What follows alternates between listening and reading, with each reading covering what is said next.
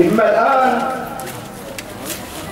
الآن مع مشاركة من إخواننا المناصرين وأخواتنا المناصرات من كويت النصرة لشعبنا الأبي، فلتتقدم أختنا أم علي ونستقبلها ونقول شكرا لكم على هذه الوقفة الشريفة. شكرا لكم.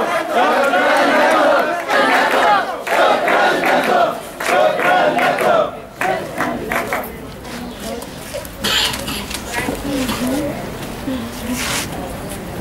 بسم الله الرحمن الرحيم. بسم الله الرحمن الرحيم. السلام عليكم ورحمة الله وبركاته. من أرض الكويت وأحرارها المناصرين للقضية البحرينية، جئتكم محملة بسلام خاص لأحرار البحرين الذين صمدوا في وجه الظلم والطغيان، ونشد على أيديكم ونبارك لكم جهودكم وإصراركم على استرجاع حقوقكم التي سلبها منكم نظامكم وسلمها بكل وقاحة والمثابرة لتصل القضية البحرينية إلى أبعد الحدود ولا قصور في بعض القرى صامدة متحدية بطبع النظام من أرض عالي وأنت غنيت بك فأنت أيضا من آمال. أخوتي وأخواتي الأحرار،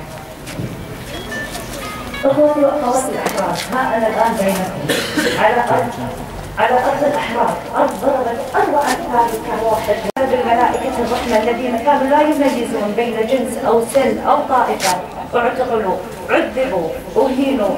وأين أنتم من كل هذا؟ أما آن أوان النصرة؟ أما آن أوان النصرة؟ وكما شاركت في هذا اليوم، في يوم شعلة حق تقرير المصير، متيقنة أنني في القريب العاجل إن شاء الله سأشارككم بشعلة النصر التي ستكون نتاج صبركم وعزيمتكم وتحديكم.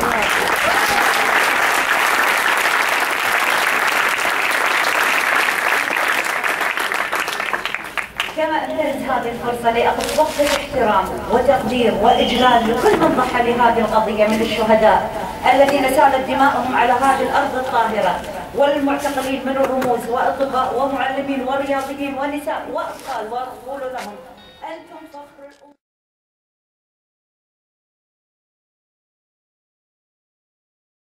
بهذه المناسبة معكم يا شهداء.